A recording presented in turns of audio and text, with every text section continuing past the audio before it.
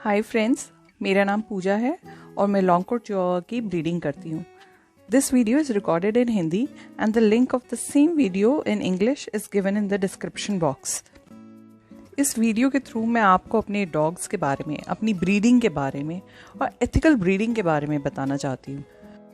मैंने अपनी वेबसाइट का लिंक डिस्क्रिप्शन बॉक्स में दिया है। आप मेरी वेबसाइट को विज़िट करें, मेरे टेस्टिमोनियल सेक्शन को पढ़ें, आप मेरे अबाउट सेक्शन को पढ़ें, आप मेरे प्रीवियस लेटर के पपीज़ की पिक्चर्स देखें तो आपको मेरी ब्रीडिंग और मेरे पपीज़ की क्वालिटी का थोड़ा आइडिया होगा। ऐसे तो चिहुआहुआ सबसे छोटी ब्रीड मानी जाती है और बहुत सारे लोग इनको टी कप या पॉकेट डॉग भी बोलते हैं, बट मुझे ऐसा लगता है कि ये नाम थोड़े से मिसलीडिंग है, क्योंकि अगर हम ब्रीड स्टैंडर्ड के हिसाब से देखें तो चिहुआहुआ एक्चुअली इतने छोटे नहीं होते जितना कि कुछ ब्रीडर्स इनको प्रोजेक्ट करते हैं। मैं टी कप साइज़ की ब्रीडिंग नहीं करती, पहले तो क्योंकि ये मुझे हेल्दी नहीं लगते, और दूसरा अगर आप एथिकल ब्रीडिंग की बात करते हैं तो 2 kg से कम के मेल या फीमेल की ब्रीडिंग नहीं करनी चाहिए। मेरे पास मेरे लास्ट लेटर में एक बहुत सुंदर हेल्दी एक गोल्डन कलर की फ़ीमेल थी जिसे मैंने अपने लिए रिटेन किया था, पर मैंने देखा 7 मंथ्स का होने पर भी उसका वेट 2 kg से कम था और मैंने डिसाइड किया कि मुझे इतनी छोटी फ़ीमेल की ब्रीडिंग नहीं करनी। मेरी एक क्लाइंट हैं डॉक्टर, जब वो मेरे घर आई थी पपीज़ को देखने, तब 3-4 मंथ्स के पपी थे, तो उनको ये फ़ीमेल बहुत अच्छी लगी, बट मैंने उनको बोला कि ये तो मैं रिटेन कर रही हूँ, तो उन्होंने मेरे से दूसरा पपी ले लिया। और बाद में मैंने जब उन्हें मैसेज किया, जब ये 7-8 मंथ्स की हो गई, कि वो ज़्यादा ग्रो नहीं कर रही है और मैं उसको ब्रीडिंग के लिए यूज़ नहीं करना चाहती, तो अगर आप इंटरेस्टेड हैं। वो 1 आवर में मेरे घर आई और पेमेंट करके और वो पपी ले गई।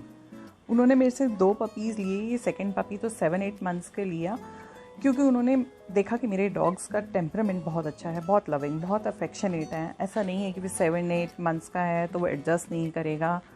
मुझे टी कप साइज़ के लिए इतनी क्वेरीज़ आती हैं कि मैंने पिछले 1 साल इसके बारे में काफ़ी रिसर्च की कि एक्चुअली ये टी कप चिहुआहुआज़ जिन्हें कहते हैं, इनकी ब्रीडिंग कैसे होती है। और मैं अपनी नेक्स्ट वीडियो में ये टी कप के बारे में आपको बहुत इंटरेस्टिंग फैक्ट्स बताने वाली हूँ, तो अगर आप टी कप लेने की सोच रहे हैं तो उसे लेने से पहले मेरी नेक्स्ट वीडियो ज़रूर देखिएगा। वापस आते हैं मेरे डॉग्स पर।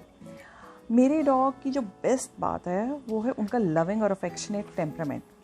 चिहुआहुआ जनरली बहुत एग्रेसिव होने के लिए माने जाते हैं। जहाँ वो 6-7 मंथ्स के होते हैं तो आप उनको उठा नहीं पाएंगे, वो घुराने लगते हैं, बात बात पर काटते हैं। इसके कई सारे रीजंस हैं, जैसे कि बैड ब्रीडिंग या बैड टेम्परामेंट ऑफ पेरेंट्स, यानी अगर उनके पेरेंट्स एग्रेसिव हैं तो पपीज़ भी आगे एग्रेसिव हो सकते हैं। पपीज़ को बर्थ के बाद कैसा माहौल में रखा गया है, उनका खाना पीना कैसा है, वो किस एज में अपनी मदर और लिटिल ब्रदर सिस्टर से अलग हो रहे हैं, क्योंकि 45-50 डेज़ तक तो फीमेल अपने पपीज़ को फीड कराती है, तो 50 डेज़ से पहले पपीज़ को देना भी मेरे हिसाब से एथिकल ब्रीडिंग में नहीं आता। ऐसा नहीं है कि अगर आप जितना छोटा पपी लेंगे तो आपकी उसके साथ बॉन्डिंग बहुत अच्छी होगी और आप बड़ा पपी लेंगे तो आपके साथ एडजस्ट नहीं करेगा, ऐसा नहीं है। अगर आप अच्छे ब्रीडर से अच्छी ब्रीडिंग का पपी लेंगे तो चाहे वो 7-8 मंथ्स का हो, चाहे वो 1 ईयर का हो, तो वो पपी आपकी फैमिली के साथ एडजस्ट भी होगा और आपकी बॉन्डिंग भी उतनी ही अच्छी होगी उसके साथ जितनी कि आपको लगता है कि 1 मंथ के पपी के साथ होगी। अगर आप 2 मंथ से छोटा पपी लेंगे तो ना उसे आपकी बात समझ में आएगी, ना आपको उसकी परेशानी समझ में आएगी। मेरे घर के हिसाब से मेरे जो पपीज़ हैं उनकी मदर ही उनको 1 मंथ का होने पर पॉटी ट्रेन कर देती है। वो अपने बेड से मेरे लॉन तक अपनी माँ के पीछे पीछे भागकर जाना सीख जाते हैं और विदिन 1 वीक वो ऑटोमेटिक उनकी एक पॉटी ट्रेनिंग हो जाती है। सिर्फ पपीज़ पैदा करके सेल करना इज़ नॉट ब्रीडिंग। उसके लिए तो आपको सिर्फ एक फ़ीमेल चाहिए, बच्चे तो उसी ने पैदा करने हैं, आपको तो कोई काम नहीं है, फिर आप ब्रीडर किस बात के हैं। कुछ ब्रीडर्स शायद वैक्सीनेशन का खर्चा बचाने के लिए 30-40 डेज़ का पपी सेल कर देते हैं, but this is not right. उतना छोटा पपी बहुत इजीली इन्फेक्शन कैच कर सकता है, बहुत बार पपी न्यू हाउस में जाते हैं और चेंज ऑफ फूड या चेंज ऑफ एनवायरनमेंट से पपी बीमार हो जाते हैं, उनका स्टमक अपसेट हो जाता है। और समटाइम्स जो फर्स्ट टाइम ओनर्स होते हैं उनको इतने छोटे पपी का पता भी नहीं चलता है कि वो पपी की तबीयत ख़राब है। जो ब्रीडर्स होते हैं उनको एक्सपीरियंस होता है, उनको देख के पता चलता है कि हाँ अभी पपी की तबीयत ख़राब है, उसकी क्या ज़रूरत है, और वो उतने छोटे पपी की बेटर केयर कर सकते हैं।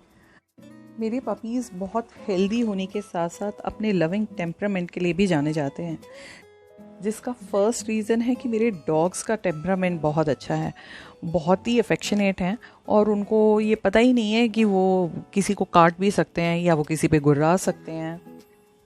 और सेकंड रीज़न है कि मैं अपनी ब्रीडिंग के कुछ रूल्स हैं जिनको मैं बहुत स्ट्रिक्टली फॉलो करती हूँ। जैसे किसी मेरी फ़ीमेल का वेट अगर 2 kg से कम है तो मैं उसको ब्रीडिंग के लिए यूज़ नहीं करती हूँ, क्योंकि मुझे लगता है वो मदर के लिए और पपीज़ दोनों की हेल्थ के लिए अच्छा नहीं है। मैं अपना पपी 2.5 महीने का होने से पहले नहीं देती, क्योंकि उस पूरे टाइम पपी को बहुत केयर की ज़रूरत होती है। उसका डीवर्मिंग टाइम से होना चाहिए, जो कि हर 15 दिन में होना होता है, और उसके वैक्सीनेशन टाइम पे होनी चाहिए। 45 to 50 डेज़ जब तक भी फीमेल अलाउ करती है, मैं उतने दिन पपीज़ को मदर मिल्क लेने देती हूँ। मैं अपनी पपीज़ को रॉयल कैनाइन स्टार्टर देती हूँ, जो कि एक प्रीमियम फूड है, और उसके साथ में उन्हें सप्लीमेंट्स में कैल्शियम मल्टीविटामिन देती हूँ। और पपीज़ को मैं उनकी वैक्सीनेशन पूरी होने के बाद ही न्यू ओनर को देती हूँ। समटाइम्स रेबीज़ का वैक्सीनेशन रह जाता है, जो कि 3 months का होने पर लगता है। इन सब चीज़ों का ध्यान रखें तो पपी हेल्दी होता है, और पपी हेल्दी होगा तो आप भी खुश रहेंगे, क्योंकि पपी हेल्दी होगा तो वो न्यू एनवायरनमेंट में इजीली एडजस्ट कर लेगा विदाउट इमीडिएट वेट विजिट्स। मैं इन सब बातों का बहुत स्ट्रिक्टली फॉलो करती हूँ। तो अगर आप पेट लेने का सोच रहे हैं और आपको चिवावास पसंद है, पर आपको इस बात का डर लग रहा है कि चिवावास का टेम्परामेंट थोड़ा एग्रेसिव होता है, वो बच्चों के साथ कैसे रहेंगे, तो मैं आपको अश्योर करती हूँ अगर आप मेरे पास से चिवावा लेंगे तो वो बहुत ही लविंग और अफेक्शनेट होगा, and you will be very happy to have a puppy from me. Thank you so much for your time and take care.